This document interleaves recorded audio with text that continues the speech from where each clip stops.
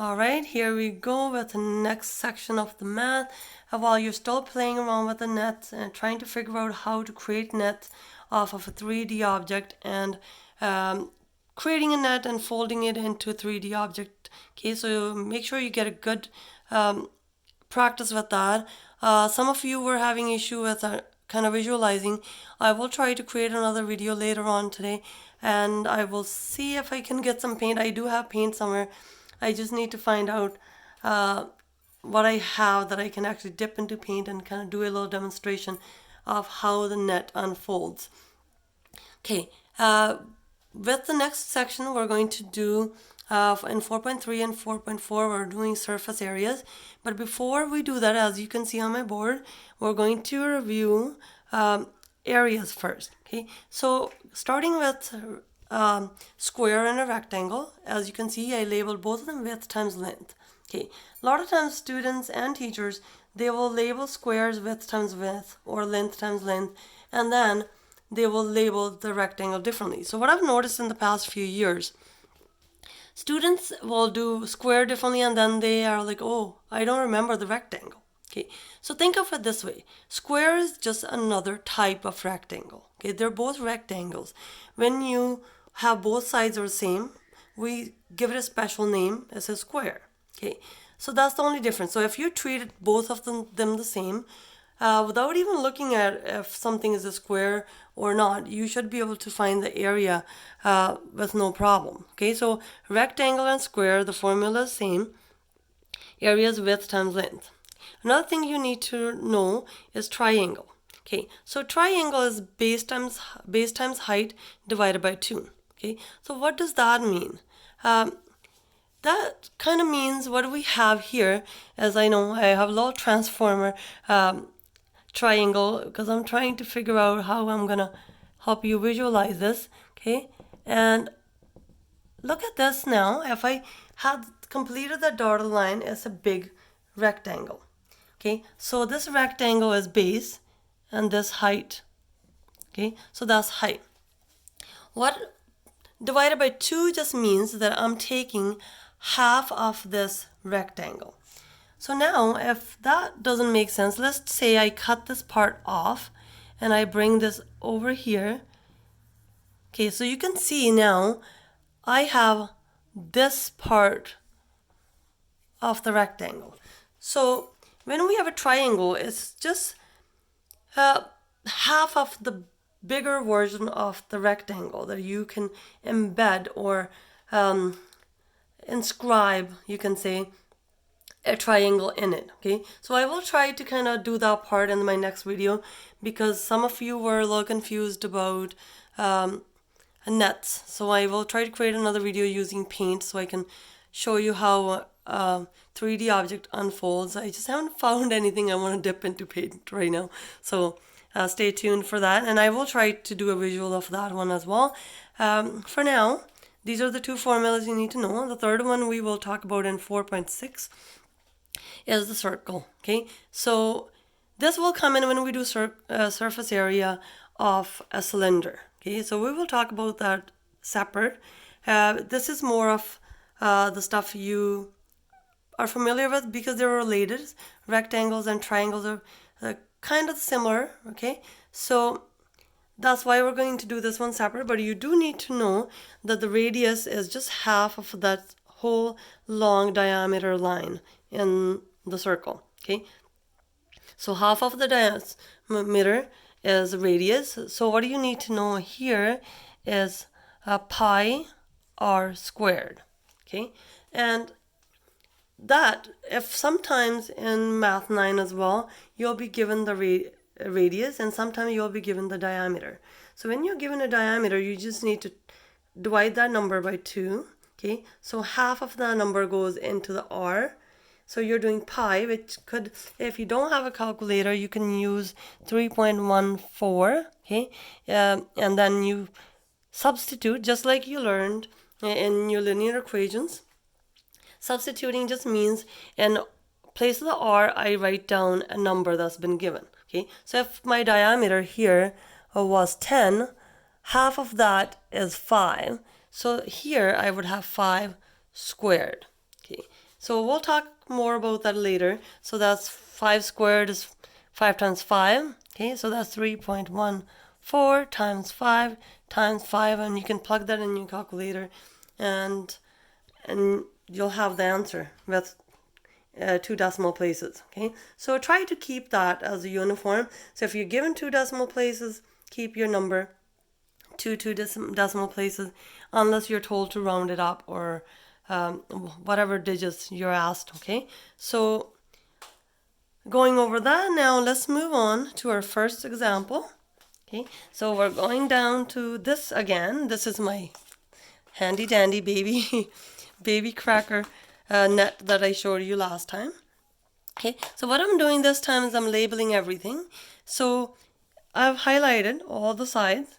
So as you can see, okay, this and this face are identical. Okay, and this one are the same, and so are those two are the same. So rectangles tend, or you can say, so rectangular prisms have some similar sides. Okay, so what I'm going to do right now is I'm going to just label them. Okay, so I'm going to pick a number. Let's say this is 5, and let's make that 10 actually. Okay, so 10, and I'm going to pick my width to be 5. So that means that is 5, and that is 5. Okay, and all of them I'm going to label.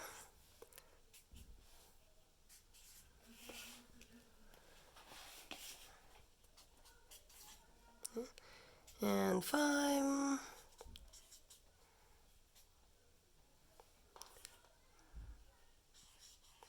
Okay, so I made a little mistake here. So this is 5, and this is obviously not the same. So this is 5, okay, and so is this. Okay, so now once we decide, we're going to pick this blue one. Okay, and we're going to choose this to be 2. Okay, so let's choose that to be 2.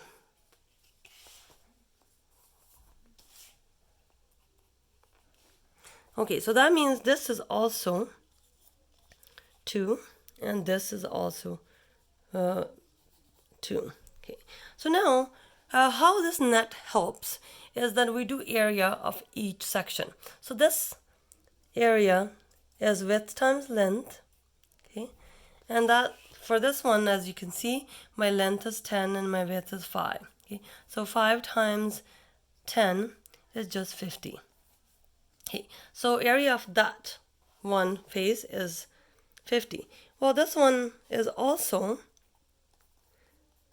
5 times 10, because that was my area was width times length, and now that's also 50. Okay, now I'm going to do this face. Okay, so this is, the length is 10, the width is 2. So my area is width times length, and that is 2 times 10, and that is 20. Okay, so same thing here. Okay, and this is area again. I'm going to write this just to be tedious, so then you don't get confused anywhere. I'm going to rewrite every step as I always do. Okay, so that's 20. So these two faces were same, so they're 50. These two faces are the same, they're both 20. Excuse me.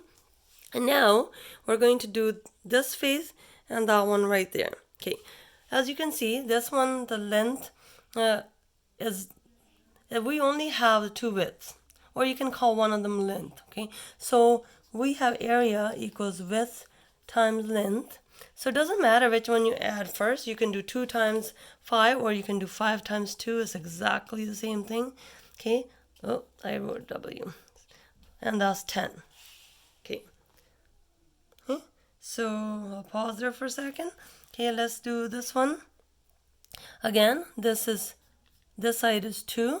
Okay, so I have area equals width times length, and that is 2 times 5, and that is 10. Okay, so surface area and nets are kind of work together really well, because this way, if you're looking at a 3D object and you're trying to figure out how much each face is, you're not going to miss anything because it's on the other side and you're having a hard time visualizing. Okay, so here you have everything laid out. To find the surface area, all you need to do, and you need to add all of them. Okay, so what I'm going to do right here, okay, so what I have is the surface area, so I'm going to abbreviate that to SA, surface area. So I'm going to have 50 plus 50, because the two of my faces were 50, and the two of them were 20. And then I'm going to add, let's see, 10 plus 10. Okay, kind of ran out of room there. Okay, so 50 plus 50 is 100. Okay, and then I had 20 plus 20, that's 40. And then I have 10 plus 10, that's 20. Or you can just add them all together if you like working this way. Okay, some of you understand addition the way you used to do it from the very beginning. Okay, so that's fine too. You do have two faces of 50, two of 20s, and two of 10. So make sure you have all 6 faces. So 5, 5, 10, 11, 12, 13, 14, 15, 16. So you would have 160 as your surface area. Okay, so I hope that helps, and I will try to do that visual, and I will get you to, when you create your net for your short project, once you have done practice questions, I'm going to have you do exactly this with your second portion of your short project. Okay, so just be aware that this is what you're doing. When you create a net, you're going to fold the paper and create a 3D object and post a picture, submit a picture as your short project. So you need to submit 2 things: the net that you created, okay, and not a colored box, but net you create with whichever shapes you pick. You can pick squares, rectangles, triangles, whatever you want to do, and then take a picture of that, unless you want to do 2 copies of it. But since I can't see it because we're not in the classroom right now, so you'll send a picture of your net and a picture of when you fold it and tape it together to create a 3D object. Okay, and then we are going to, the second portion, you're going to do surface area on your net. Okay, so that will be the second portion of your short project for this unit. Okay, take care.